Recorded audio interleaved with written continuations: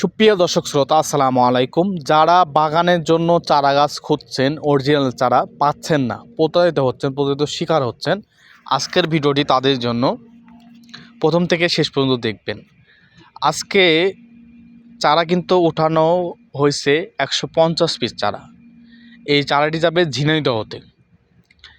একদম কালারফুল চারা দেখতে পাচ্ছেন, কতটা সুন্দর করে তোলা হয়েছে এবং গাড়িতে কিন্তু নিয়ে যাওয়া হবে। তারপর প্যাকেজিং করে কোরিয়ারের মাধ্যমে কিন্তু 2 থেকে 3 দিনের ভিতর ওনার কাছে পৌঁছে দেওয়া হইব কোরিয়ারের মাধ্যমে। তো এইরকম কালারফুল চারা, সুপারির চারা, এটা কিন্তু ভিয়েতনামী জাতের সুপারির চারা, একদম অরিজিনাল।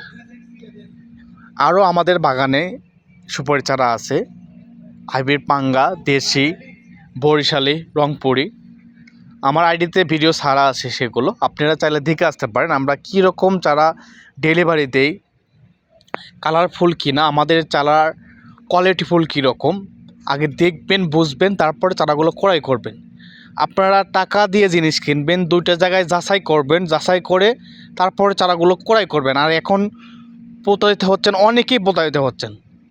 ভাই, আপনারা অরিজিনাল চারা ক্রয় যদি করেন তাহলে 2টা জায়গায় যাচাই করবেন, তারপরে চারাগুলো ক্রয় করবেন।